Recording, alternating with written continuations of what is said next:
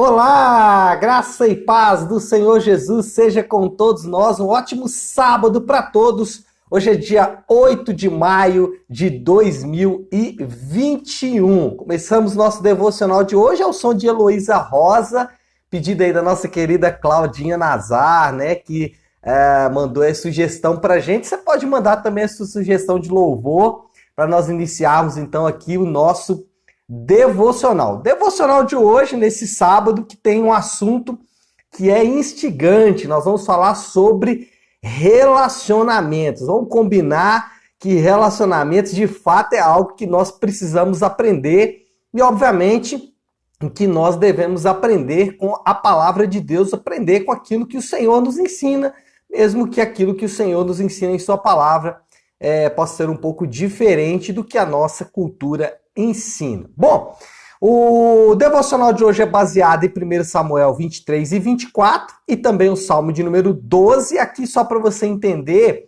a contextualização, Davi, ele permanece em fuga, né? Nós sabemos que Davi está fugindo aí de Saul, que quer matá-lo, e aí não se sabe por quê, né? Na verdade, tem uma mistura de vários fatores, ciúmes, inveja, maldade, enfim, mas o ponto é que Davi continua em fuga. Ainda que as coisas tenham melhorado um pouco para Davi, agora ele está de alguma forma cercado por alguns amigos, mas o ponto é que ele continua sendo perseguido injustamente. E em suas fugas, ele tem algumas oportunidades. Por exemplo, no capítulo de número 23, ele salva os moradores da cidade de Keila. A cidade de Keila é uma cidade israelita que ficou conhecida por ser salva por Davi e logo a seguir entregar Davi para Saul. Olha só que coisa louca. Os moradores da cidade foram salvos em uma guerra contra os filisteus por Davi. E depois, esses mesmos moradores entregam Davi para Saul. Que baita traição, né? Que povo traíra. Mas foi exatamente isso que eles fizeram. Depois, nós vamos ter os Zifeus, é uma outra cidade, um outro povo. Esses homens também procuram Saul para entregar Davi, para trair Davi de forma muito cruel e muito severa. Depois, nós temos no capítulo de número 24, Davi tendo a oportunidade de matar Saul. Saul, ele entra em uma caverna para aliviar o ventre. E quem está dentro dessa caverna? Davi. E aí Davi, ele tem essa oportunidade de ouro, né? Aqui, inclusive, os amigos de Davi dizem, olha, esse é o dia que o Senhor entregaria os teus inimigos nas tuas mãos. Davi não faz isso, Davi não mata Saul. E depois nós temos mais um episódio nesses capítulos, que é Davi em uma conversa com Jonatas mostrando toda a sua lealdade para Davi. Então nós temos 4 episódios que mostram as complexidades dos relacionamentos. A entrega, a vitória de Davi a favor de Keila e Keila traindo Davi, os Zifeus entregando Davi, Davi poupando Saul e Davi e Jonatas fazendo mais uma aliança de amizade. Então, aqui nós temos vários assuntos, né? Vários episódios falando do mesmo assunto que é relacionamento, ou que são os relacionamentos. A cultura secularizada, a nossa cultura, ela ensina algumas coisas sobre relacionamentos. Por exemplo, a nossa cultura, ela ensina que nós devemos amar quem nos ama. A nossa cultura, ela nos ensina de forma direta e até mesmo de forma indireta que o nosso amor deve ser centralizado em pessoas que nos amam. Outra coisa que a cultura secularizada ensina é que nós devemos nos afastar das pessoas tóxicas. Nós devemos nos afastar dos relacionamentos que são tóxicos, que são abusivos e que nós não devemos nos relacionar com pessoas que nos fazem mal. É isso que a cultura secularizada ensina, consciente ou inconscientemente. E outra coisa que a cultura secular ensina é que nós devemos, nos relacionamentos, nós devemos priorizar o eu, nós devemos priorizar a nós mesmos. E dentro de uma relação, o ente principal, o agente principal é o eu. Tudo isso é o que a nossa cultura ensina. Ela ensina, então, que nós devemos amar quem nos ama, que nós devemos afastar-nos de pessoas tóxicas e nós devemos priorizar o eu. Mas o que será que o Evangelho nos ensina? Será que é isso que a Bíblia ensina? E se a Bíblia ensina diferente, quem tem autoridade, ou quem mantém, ou quem detém a verdade absoluta? Bom, vamos primeiro ao que o Evangelho ensina. O Evangelho nos ensina que Jesus se entregou pelos seus piores inimigos.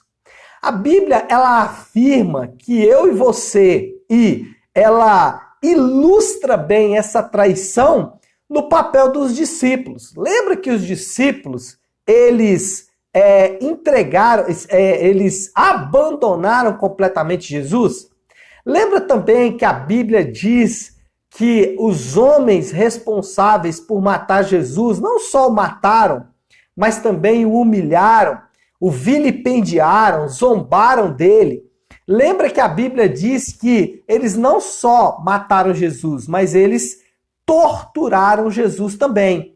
E Jesus diz na cruz o quê? Pai, perdoa, eles não sabem o que fazem. Nós vamos nos lembrar também que Jesus, ele sempre foi fiel, mesmo quando ele foi traído. Disse agora há pouco, os discípulos, eles abandonaram Jesus, Pedro chegou a negá-lo e ainda assim, logo depois da sua ressurreição, Jesus vai de encontro exatamente com esses homens que foram traídos. E Jesus, ele, para mostrar sua força, para mostrar o seu poder, para mostrar o quanto ele tinha autoridade sobre as pessoas, ele serviu. Ele não mostrou poder através de uma exibição militar. Ele não mostrou poder através das suas curas e dos seus milagres, ainda que essas curas e milagres demonstram o seu poder. Mas o poder de Jesus foi demonstrado em sua fraqueza, em sua entrega, em se sacrificar pelos seus piores inimigos e se sacrificar por aqueles que não foram fiéis. Aí alguém disse assim, pastor, mas primeiro, isso foi lá na época de Jesus, não serve para os dias de hoje. E mais, né? Jesus é Jesus, né, pastor? Vamos combinar. Bom, dois erros estão inseridos aqui nessas duas expressões. Primeiro, os ensinos da Bíblia são atemporais. Os 10 mandamentos, eles foram dados ao povo de Deus por volta de 1400 anos antes de Cristo. E Cristo, quando foi falar dos 10 mandamentos, ele não disse, olha, os 10 mandamentos já não existem mais. Pelo contrário, ele adotou os 10 mandamentos como os seus princípios éticos. Então a palavra de Deus, ela é atemporal. Segundo, o objetivo principal do discipulado cristão é nos tornarmos semelhantes a Jesus. E não vamos nos tornar semelhantes a Jesus, ou já ouviu aquela expressão, versículo bíblico muito dito e pouco entendido, né? Que nós faríamos as obras que ele fez e ainda maiores. Quando pensamos nessas obras ainda maiores, nós sempre pensamos em obras poderosas, sempre pensamos nos seus milagres, sempre pensamos em andar sobre as águas e coisas lindas que Jesus fez. Mas só que ele disse também que as obras que ele fez são as obras sacrificiais. E no Novo Testamento nós vamos encontrar os apóstolos nos incentivando a repetir o sacrifício de Jesus, não morrendo na cruz, porque isso já foi feito definitivo, mas demonstrando força através da fraqueza. Paulo nos ensina muito sobre isso. sobre demonstrar poder servindo, né? Demonstrar amor por aqueles que não te amam. Então, primeira coisa, o Evangelho nos mostra um modelo. O Evangelho nos dá um padrão. Jesus é o padrão em nossos relacionamentos. Jesus, ele se entregou pelos seus piores inimigos, ele venceu a traição sendo fiel e ele serviu para mostrar forças. E é esse o nosso modelo, esse é o nosso padrão. Segunda coisa que o Evangelho nos ensina sobre os relacionamentos, e esse aqui eu quero que você anote. Anota aí no seu caderno. Amar o amigo é fácil. Difícil é amar os tóxicos. Amar o amigo é fácil. Difícil é amar os tóxicos. Essa frase não é minha. Essa frase é do próprio Senhor Jesus. Ele disse, olha, quem ama os seus amigos não está fazendo nada de bom, não está fazendo nada de extraordinário. Amar quem faz bem para você, amar quem te trata bem, amar quem é sofisticado, quem te joga para cima, quem te inspira. E eu não estou dizendo que você não deve se relacionar com essas pessoas, eu só estou dizendo que amar essas pessoas é muito fácil. E o Evangelho nos ensina a amar aquelas pessoas que não são dignas de ser amadas. Primeiro, porque nós fomos amados sem ser dignos de ser amados. Nós fomos amados quando nós éramos extremamente tóxicos ao Senhor Jesus. Em alguma medida ainda somos. E ainda assim somos amados. Então, a segunda coisa é, primeiro, nosso modelo, nosso padrão é Jesus. Segundo, amar o amigo é fácil, difícil é amar os tóxicos. E esse é o ensino do Evangelho. E terceiro, servir para crescer, ser fiel independente da fidelidade do outro e se entregar mesmo diante de uma possível frustração. Esse é o ensino do Evangelho. Esse é o resumo do ensino do Evangelho. Servir para crescer, quer amadurecer na fé, quer ser grande no reino de Deus, sirva. Quer ser honrado, quer ser nobre, sirva. Segundo, o Evangelho nos ensina a ser fiéis, independente da fidelidade do outro. A minha fidelidade não depende das pessoas serem fiéis comigo. E terceiro, se entregue, mesmo diante de uma possível frustração.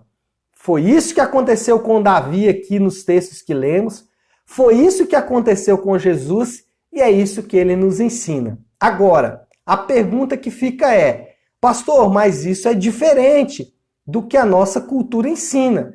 Aqui o senhor está ensinando que nós devemos servir para ser grande, servir para crescer. O senhor está ensinando que ser fiel independente da fidelidade do outro.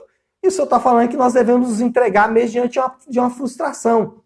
Não sou eu que estou dizendo isso. Isso é o que o Evangelho diz.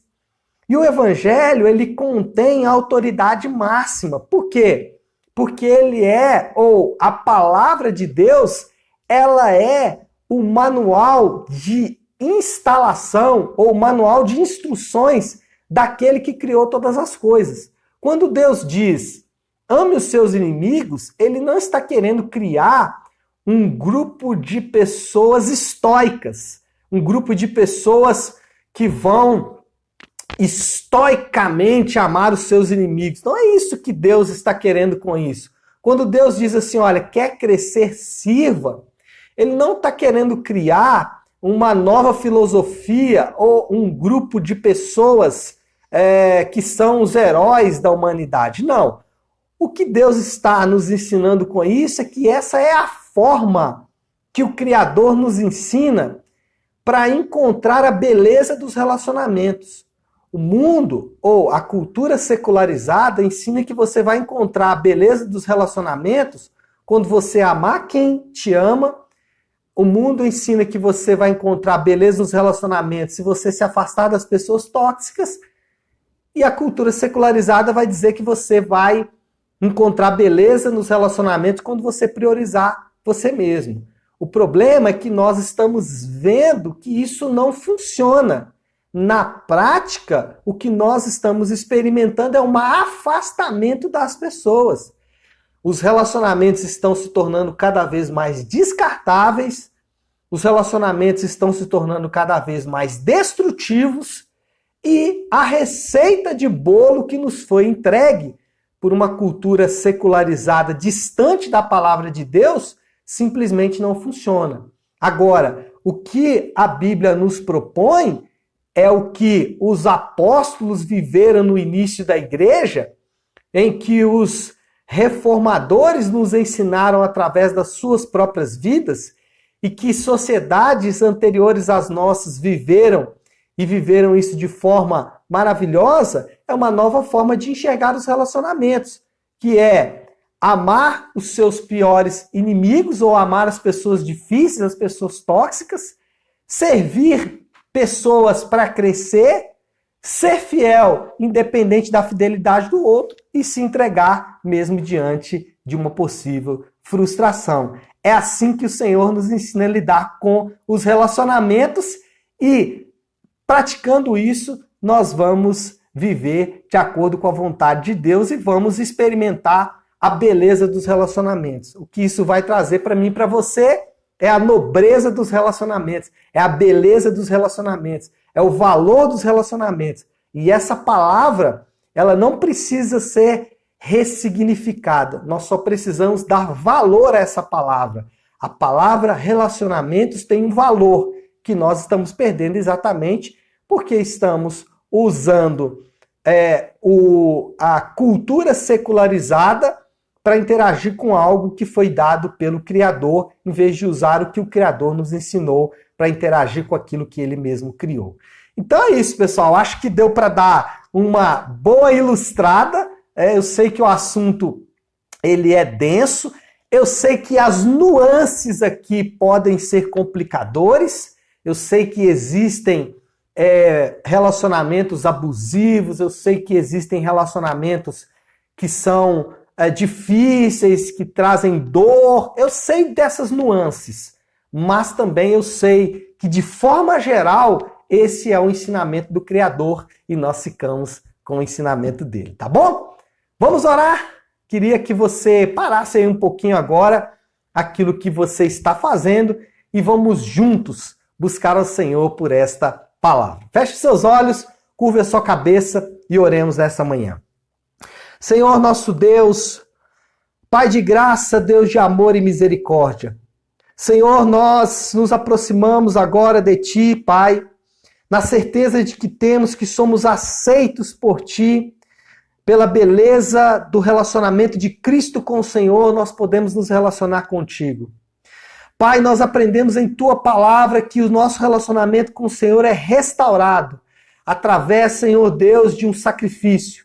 E é por causa desse sacrifício que nós nos aproximamos diante do Senhor. Sabemos, meu Deus, que os relacionamentos eles são desafiadores. Sabemos, meu Pai, que os relacionamentos, às vezes, eles nos levam, Pai, a lidar com as faces mais negras nossas e dos nossos irmãos. Mas também, Senhor Deus, encontramos em Tua palavra a forma certa de agir nesses relacionamentos. O que nós pedimos é que o Senhor nos ajude, Senhor Deus, a viver de acordo com a Tua vontade, de acordo com a Tua palavra.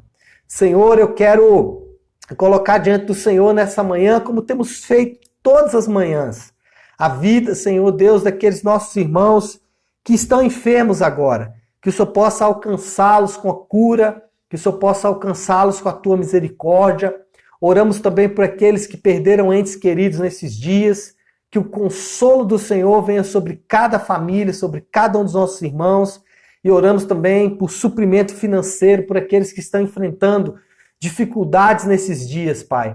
Muitos, Senhor Deus, estão experimentando um recuo na sua renda, um recuo, Senhor Deus, naquilo que é o básico que eles precisam para viver. E a nossa oração é que o Senhor supra cada um de acordo com a Tua doce e preciosa mão. Pai, assim nós oramos, louvando e engrandecendo o Teu nome que é santo e agradecendo por essa manhã tão preciosa. Assim oramos em nome de Jesus. Amém, amém e amém. Amém, pessoal? Bom, então é isso. Um ótimo sábado para todos nós.